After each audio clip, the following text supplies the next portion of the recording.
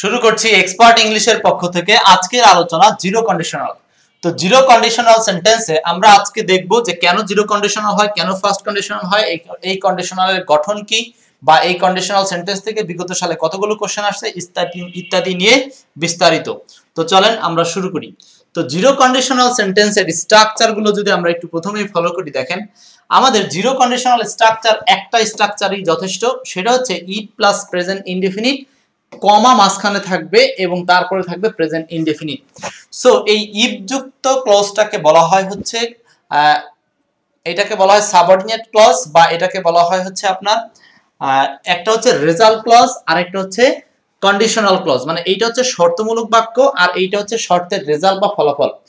তো ইফ যুক্ত অংশ যদি এইটাকে বলা হয় সাবঅর্ডিনেট ক্লজ, ইফ যুক্ত অংশ হলো সাবঅর্ডিনেট ক্লজ আর অপর অংশ হচ্ছে মেইন ক্লজ। তো এই ঘটনাটা উল্টিয়ে যেতে পারে, অর্থাৎ সেন্টেন্স হিসাবে ওই মেইন ক্লজটা সামনে আসতে পারে, আবার ইফ যুক্ত অংশটাও পরে যেতে পারে। এখন আসেন কিছু কথা বলবো, সেটা হচ্ছে এই জিরো কন্ডিশনাল হওয়ার কি কি কারণ রয়েছে। জিরো কন্ডিশনাল হওয়ার কি কি কারণ রয়েছে? জিরো কন্ডিশনাল হতে পারে যখন একটা বাক্যের দুইটা শর্তই আপনার প্রেজেন্ট টেন্স হয়, অর্থাৎ দুইটা শর্তই চিরন্তন সত্য, একটা ঘটলে আরেকটা ঘটবে এরকম। যেমন এখানে একটা উদাহরণ দেওয়া আছে, দেখেন ইফ ইট ইজ উইন্টার, যদি শীতকাল আসে তাহলে আমি কি ফিল করি বা আমরা কি ফিল করি, আমরা তখন ঠান্ডা অনুভব করি। একইভাবে যদি বলি যে যদি গরমকাল আসে তাহলে আমরা কি গরম অনুভব করি। এই যে এইগুলো কিন্তু চিরন্তন সত্য একটা বাক্য। তো এই চিরন্তন সত্য বাক্যগুলো যতই শর্তমূলক থাক তবু এটা উভয় পাশেই প্রেজেন্ট টেন্স, বা একইভাবে দুই পাশেই প্রেজেন্ট টেন্স বিধায় এটাকে বলা হয় জিরো কন্ডিশনাল। দুই পাশেই প্রেজেন্ট বিধায় এটাকে বলা হয় জিরো কন্ডিশনাল। ওকে, আচ্ছা, যেমন এখানে উদাহরণ দেখেন, if it is winter I feel cool. এখন এটাকে ঘুরিয়ে বলা যায় I feel cool if it is rain. তার মানে শর্তমূলক অংশটা পরে যেতে পারে, রেজাল্ট অংশটা আগে আসতে পারে। শর্তমূলক অংশটা আগে থাকতে পারে, রেজাল্ট অংশটা পরে থাকতে পারে। দুইভাবেই বাক্য সঠিক। বাংলায় আমরা যে কোনো ভাবে বলতে পারি যে যদি শীত আসে তাহলে আমি যদি শীতকাল আসে তাহলে আমি ঠান্ডা অনুভব করি। আবার বলতে পারেন আমি ঠান্ডা অনুভব করি যখন শীতকাল আসে। সো কন্ডিশনাল সেন্টেন্সে কিন্তু সব সময় যে আমাদের ইফ দ্বারা হবে এমনটা না, ইফ ছাড়াও কন্ডিশনাল সেন্টেন্স হতে পারে। যেমন রয়েছে হোয়েন দিয়েও কিন্তু কন্ডিশনাল সেন্টেন্স হয়। তাহলে আমরা এই জিরো কন্ডিশনাল সম্পর্কে বিভিন্ন কথা বললাম, কথাগুলো ক্লিয়ার কিনা? তাহলে জিরো কন্ডিশনাল আরেক নাম হচ্ছে রিয়াল কন্ডিশনাল বা বাস্তব কন্ডিশনাল। কারণ জিরো কন্ডিশনালের যে ফ্যাক্ট বা অর্থটা সেটা কিন্তু বাস্তবে রূপ দেওয়া সম্ভব এবং রূপ দিতেই হবে বাধ্য। যেমন এরকম জিরো কন্ডিশনাল সম্পর্কে আরো প্রচুর উদাহরণ আছে, আমরা সেখানে চলে যাই। জিরো কন্ডিশনাল সম্পর্কে অনেকগুলো উদাহরণ আছে, এখন আমরা এগুলো একটু সলভ করার চেষ্টা করি। দেখেন ইফ ইউ হিট আইস, যদি তুমি বরফকে তাপ দাও, ইট মেল্টস, এটা গলে যাবে, ইট উইল মেল্ট, এটা গলবে, ইট মেল্টেড, এটা গলেছিল, পাস্ট টেন্স। এখন এই যে কন্ডিশনাল সেন্টেন্সের শর্তমূলক যে পার্টটা, ঠিক আছে, এই শর্তমূলক পার্টটা এখানে ইফ যুক্ত শর্তমূলক পার্টটা বলতেছে যদি তুমি বরফকে হিট দাও। এখন রেজাল্ট কি? রেজাল্ট হচ্ছে এটা গলে। তো এটা কিন্তু একেবারে চিরন্তন সত্য, এটা গলবেই, এটা ছাড়া আর কোনো উপায় নাই। তাহলে এইখানে এটা প্রেজেন্ট টেন্স হবে, অ্যানসার হবে হচ্ছে মেল্টস, ইট মেল্টস। এটাও কি হবে বলেন? এটা হবে প্রেজেন্ট টেন্স। তার মানে দুই পাশেই প্রেজেন্ট টেন্সের ব্যবহার করতে হবে। এখন কেউ যদি মনে করেন যে না আমি এটাকে জিরো কন্ডিশনালে বা প্রেজেন্ট টেন্সে করব না, আমি ফিউচারে করব, তাহলে কি অর্থটা ভুল হবে? না, অর্থটা ভুল হবে না, কিন্তু একেবারে প্রকৃত ইউজেসটা একটু ভুল হবে। হ্যাঁ, আপনি যদি কোনো এমসিকিউ কোশ্চেনের ক্ষেত্রে দেখেন যে এই মেলস অপশনে নাই, তখন আপনি উইল মেলসটাও কিন্তু আনসার হিসেবে নিতে পারবেন। বাট মেলস থাকা অবস্থায় উইল মেলকে নেওয়া যাবে না, কারণ এইটাকে জিরো কন্ডিশন হিসেবেই বেশি প্রাধান্য দিতে হবে। ক্লিয়ার সবাই? এরপর আসেন 2 number, when metal becomes hot, যখন ধাতবকে কি করা হয় বা ধাতব যখন গরম হয়, when metal becomes hot, যখন ধাতব গরম হয়, it dash, it expand অথবা expands, কোনটা হবে? it expand নাকি expands? এখন ধাতব যখন গরম হয় তখন সেই ধাতবকে, যখন লোহা গরম করে সেটাকে কি করা হয়? হামার পিটা করলে প্রশস্ত হয়। ঠিক সেম ভাবে বিভিন্ন ধাতবকে যদি গরম করা হয়, উত্তপ্ত করা হয়, তাহলে সেটা গলে যায় বা সেটা কি হয়? এনলার্জ হয়। তো সেই দিক থেকে আপনি বলতে পারেন এটা ইটের সাথে হবে প্রেজেন্ট টেন্স, মানে এক্সপ্যান্ডস, তাই না? এরপর আসেন 3 number, if you freezes water, যদি তুমি পানিতে, প্রত্যেকটা ঘটনাই দেখবেন বিজ্ঞান দ্বারা প্রমাণিত এবং এটা ঘটবে, শর্তগুলো হচ্ছে এরকম। তো যদি বলেন ইফ ইউ ফ্রিজ অথবা freezes water it becomes solid, তো আমি যদি পানি ফ্রিজে রাখি বা ফ্রিজজাত করি তাহলে সেটা সলিড হবে। সলিড বলতে আসলে বরফ হয়ে যাবে, এটাই বোঝানোর চেষ্টা করা হচ্ছে। তো এখানকার ইউ মানে যে শুধু যে তুমি করলে হবে এরকম না, গোটা পৃথিবীর যে কেউ করলেই হবে। এখানে ইউ মানে বলতে বোঝানো হচ্ছে পৃথিবীর যে কেউ হতে পারে, তার মানে এটা জাস্ট তুমি বা আমরা যেভাবে চিন্তা করেন, তাহলে এখানে হবে ইউ এর পরে অ্যান্সার হবে ফ্রিজ। এখন কি ইউ এর পরে ফ্রিজেস হবে নাকি? সাবধান, এখানে সাবজেক্ট তো থার্ড পারসন সিঙ্গুলার না, এই জন্য যেগুলো থার্ড পারসন সিঙ্গুলার ছিল সেগুলোর সাথে এস হয়, ইট এর পরে মেলস হয়েছে সেইটার হিসেবে আলাদা, কিন্তু এখানে তো থার্ড পারসন সিঙ্গুলার না, ইউ, ইউ এর সাথে শুধু ফ্রিজ হবে অ্যান্সার। ঠিক আছে, অ্যান্সার হবে freeze. If you freeze water it becomes a solid. আচ্ছা, মনে থাকবে বিষয়টা, এখানে সাবজেক্ট থার্ড পারসন সিঙ্গুলার না, তো এটা তো ইউ, তো ইউ এর সাথে তো ফ্রিজেস হয় না, খুবই সাবধান। টেন্সটা হবে প্রেজেন্ট ইনডেফিনিট। 4 নাম্বার বলেন, ইফ ইট ইজ উইন্টার, যদি শীতকাল আসে, আই ফিল অথবা আই উইল ফিল অথবা আই ফেল্ট কুল, এখানে অ্যান্সার হবে আই ফিল। উইল ফিল হবে দ্বিতীয় অপশন, যদি ফেল না থাকে তাহলে আমরা উইল ফিল বলতে পারি, কিন্তু প্রকৃত আনসার হবে ফিল, কারণ এইটাকে আমরা জিরো কন্ডিশনে করব, এটাকে ফার্স্ট কন্ডিশনে করা যাবে না। ফার্স্ট কন্ডিশন কোনগুলো? যেগুলো হচ্ছে সাধারণ সত্য। সাধারণ সত্য মানে হচ্ছে যদি তুমি আসো তাহলে আমি যাব, এই যে ঘটনাটা, এটা কিন্তু বিজ্ঞান দ্বারা চিরন্তন সত্য বা প্রমাণিত না, এটা হচ্ছে নরমাল। সো এই কারণে আমরা সাধারণ সত্য বাক্যগুলোর বেলায় ব্যবহার করব হচ্ছে ফার্স্ট কন্ডিশনাল, আর চিরন্তন সত্যগুলোর বেলায় ব্যবহার করব হচ্ছে zero conditional. 5 number, if ice melts, যদি বরফ গলে যায় তাহলে এটা কি হবে? ইট বিকেম নাকি বিকামস ওয়াটার, এটা পানিতে রূপান্তর হবে। সো এখানে অ্যান্সার কি হবে? যদি বরফ গলে যায়, চিরন্তন সত্য কথা, কিন্তু তাহলে বরফ গলে ওটা অবশ্যই পানিতে হবে, তাহলে এটা আমরা কি বিকেমস আনসার করব, কারণ ইট হচ্ছে থার্ড পারসন সিঙ্গুলার, আর প্রেজেন্ট ইনডেফিনিট টেন্সে সাবজেক্ট থার্ড পারসন সিঙ্গুলার হলে ভার্বের সাথে এস বাই এস যুক্ত হয়। সাবজেক্ট দেখে তারপর কিন্তু অ্যান্সারটা করতে হবে। ক্লিয়ার?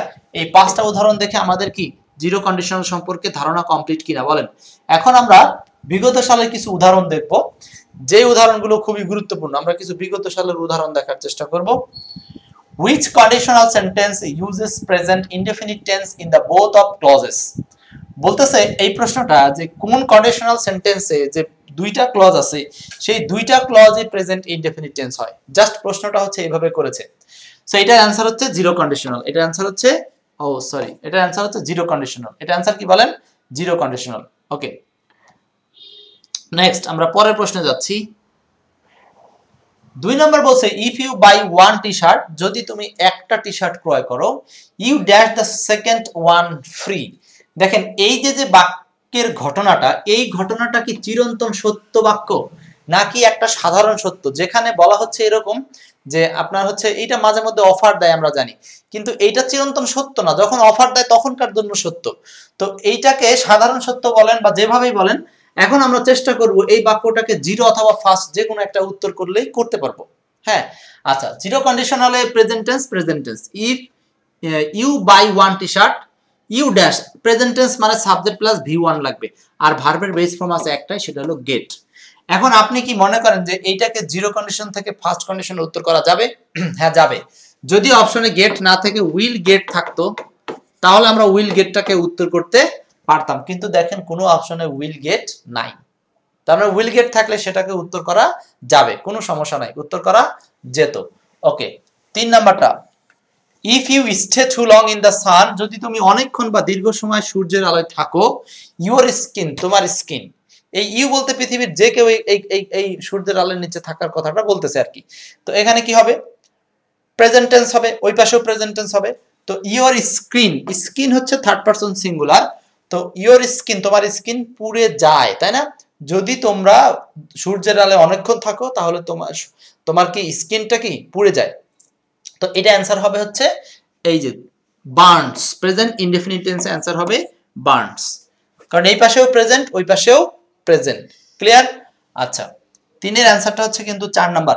এ হবে না, কারণ এ তো সাবজেক্টের সাথে ভার্বের ম্যাচিং হচ্ছে না। সাবজেক্ট হচ্ছে your skin, skin uncountable noun হিসাবে, এটার পরে যে সাবজেক্ট হিসাবে তুলনা, এটা হলো প্রেজেন্ট ইনডেফিনিট টেন্সে সিঙ্গুলার সাবজেক্ট। তো সিঙ্গুলার সাবজেক্ট হলে তার বার্ন হয় না, থার্ড পারসন সিঙ্গুলারের বার্নস হওয়ার কথা ছিল, এই জন্য অ্যান্সারটা হলো ডি নাম্বার। ওকে, 3 এর অ্যান্সার কিন্তু এ নাম্বার নয়, সাবধান। বুঝতে পারছি? আচ্ছা, এইটা কেন গেট ছিল? কারণ এখানে ইউ সাবজেক্ট হলে তার গেটস হয় না। এখানে সাবজেক্ট যদি হি থাকতো তাহলে সে না গেটস হতো, এরকম একটা ম্যাটার। মনে থাকবে বিষয়টা? তো সাবধান, কিন্তু সাবজেক্টের সাথে ভার্বের সম্পর্ক। সো প্রেজেন্ট ইনডেফিনিট টেন্সের স্ট্রাকচারটা আপনাকে ভালো করে জানতে হবে। নেক্সট আসেন আমরা আর কয়েকটা উদাহরণ দেখি। যেমন 4 number, if it is winter it feel, এখানে কি হবে বলেন? 4 নাম্বার একটু অ্যাডভান্স পোরশনের, কারণ আমি বলছি যে কখন জিরো করবেন কখন ফাস্ট করবেন, এখানে একটা সমস্যা রয়েছে। যেমন এমসিকিউ কিন্তু প্রশ্নে ইফ ইট ইজ উইন্টার, যদি শীতকাল আসে, আই ফিল কুল বা ইট ফিলস কুল, ঠান্ডা অনুভব করি। এখন দেখেন পরীক্ষার হলে এই কোশ্চেনটা আসছে ঠিকই, বাট এই কোশ্চেনে কোনো অপশনে শুধু ফিল নাই, মানে শুধু ফিলস নাই, মানে আপনি চাইলেও এটাকে জিরো কন্ডিশন করতে পারতেছেন না। তো পরীক্ষার হলে এমন একটা কাজ করছে যে আপনি এখন এটাকে ফার্স্ট কন্ডিশনে করতে বাধ্য। তার মানে ইতিপূর্বে আমরা যারা ফার্স্ট কন্ডিশন করেছি সকল জিরো কন্ডিশনকে আমরা ফার্স্ট কন্ডিশনে করতে পারবো। মনে থাকবে, সকল জিরো কন্ডিশনালকে আমরা ফার্স্ট কন্ডিশনালে আলোচনা করতে পারবো। আচ্ছা, তাহলে এখানে আমরা অ্যান্সার করব বাধ্য হয়ে উইল ফিল। যদি অপশনে ফিলস থাকতো তাহলে আমরা এই ফিলসটাকে বেশি প্রাধান্য দিয়ে উত্তর করতাম। তাহলে জিরো করা যাচ্ছে না, তাই আমরা ফার্স্ট কন্ডিশনালে উত্তর করলাম। 5 number, if it is summer, আবারও যদি গ্রীষ্মকাল আছে তাহলে গরম অনুভব হয়। এখন এই অপশনে দেখেন কোন এক জায়গাতে জিরো কন্ডিশনও আছে, ফার্স্ট কন্ডিশন আছে। এইটা হলো জিরো কন্ডিশন ফিলস, আর এইটা হলো ফার্স্ট কন্ডিশন উইল ফিল।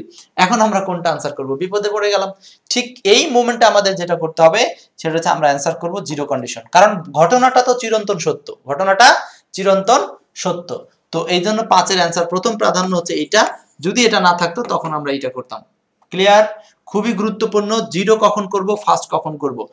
যদি চিরন্তন সত্য হয় সুযোগ থাকলে জিরো, না থাকলে ফার্স্ট, এটুকু মনে রাখলেই হচ্ছে।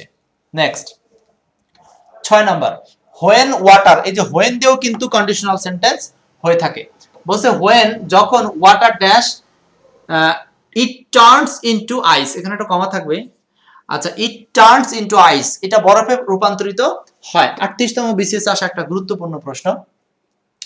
তো দেখেন এখানে কিন্তু ঘটনাটা পড়ে আপনি বুঝতেছেন যে এটা চিরন্তন সত্য, বিজ্ঞানসম্মত, বাস্তব। তাহলে এটাকে আমাদের উচিত হলো জিরো কন্ডিশনাল করা। তো অপশনে জিরো কন্ডিশন মানে দুই পাশেই প্রেজেন্ট। তাহলে when water freezes it turns into ice, হ্যাঁ ওয়াটার যখন আপনি ফ্রিজ করবেন, এটা হবে অ্যান্সার বি নাম্বারটা, কারণ এইটা হলো জিরো কন্ডিশনাল আনসার হয়ে গেল। এখন জিরো যদি অপশনে সুযোগ না থাকতো তাহলে আপনি ফার্স্ট কন্ডিশনালের উত্তর করতে পারতেন। তার মানে বোঝাচ্ছে কি, জিরো কন্ডিশনাল গুলো সবগুলোই ইচ্ছা করলে ফার্স্ট কন্ডিশনাল নেওয়া যাবে। আর ফার্স্ট কন্ডিশনালে গোটা পৃথিবীর সকল চিরন্তন সত্য বা সাধারণ সত্য বাক্যগুলো বসে, কিন্তু যেগুলো বিজ্ঞান দ্বারা প্রমাণিত সেগুলোকে কেটে এনে জিরো করা হয়।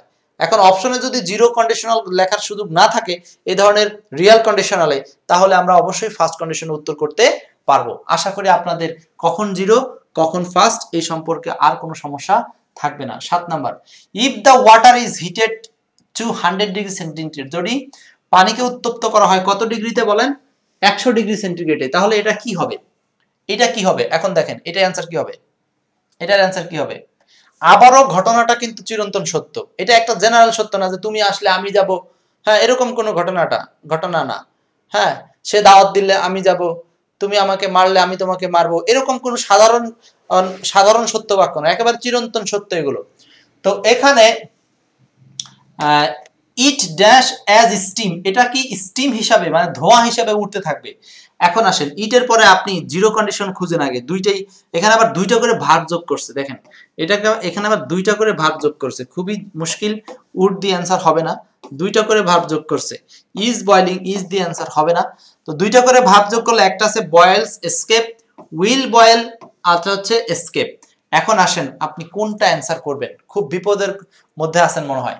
এখন দুইটা করে ভাব এখানে চুজ করতে হবে। আপনি যদি বয়েলস দেন তার মানে এন্ড এর আগে প্রেজেন্ট টেন্স, পরেও হবে প্রেজেন্ট টেন্স, এখানে এসকেপস হওয়া উচিত ছিল। যদি আপনি সেটাকে জিরো কন্ডিশনাল উত্তর করতে চান, তো জিরো কন্ডিশনালে আপনাকে একটা কনফিউশনের মধ্যে ফেলে দিছে। জিরো কন্ডিশন করতে চাইলে আপনার কিন্তু এখানে এসকেপস হওয়ার কথা ছিল। সেটা কি, পানিটা বয়েলস হবে, সিদ্ধ হবে, এবং এসকেপস মানে হচ্ছে এসকেপস মানে এখানে বোঝানো হচ্ছে যে এটা কি অদৃশ্য হয়ে যাবে, অ্যাজ স্টিম, ধোঁয়া হিসাবে অদৃশ্য হয়ে যাবে। তো এখানে কিন্তু প্রেজেন্ট টেন্স হিসাবে এসকেপস হওয়ার কথা ছিল, যেহেতু subject third person singular. But যেহেতু এস নাই সেহেতু আমাকে এইদিকে যেতে হবে। এইদিকে গেলে কি হচ্ছে, উইল বয়েল, এটা কি হবে, বয়েল হবে। অ্যান্ড উইল এসকেপ, এই উইলটা হচ্ছে এখানে উজ্জ আছে যেটা আপনি দেখতে পাচ্ছেন না, এখানে উইলটা হলো উজ্জ আছে, will boil and will escape as steam, ধোঁয়া হিসাবে এটা বিলীন হয়ে যাবে বা এটা কি হয়ে যাবে, অদৃশ্য হয়ে যাবে। সো অ্যানসারটা কিন্তু এখানে ফার্স্ট কন্ডিশনাল হিসেবে এ নাম্বার। দেখেন একটু কঠিন, বাট পরীক্ষার হলে কিছু করার নাই, এই টাইপের কোশ্চেন গুলোই সামনে আসবে। সো বি কেয়ারফুল, এক্সপার্ট ইংলিশের সাথে থাকেন, এই ধরনের কোশ্চেন গুলো কিন্তু সব এক্সপার্ট ইংলিশ বইতে সুন্দর করে আলোচনা রয়েছে। তো এই পর্যন্ত ক্লিয়ার? তাহলে এটা অ্যানসার হচ্ছে এ নাম্বার।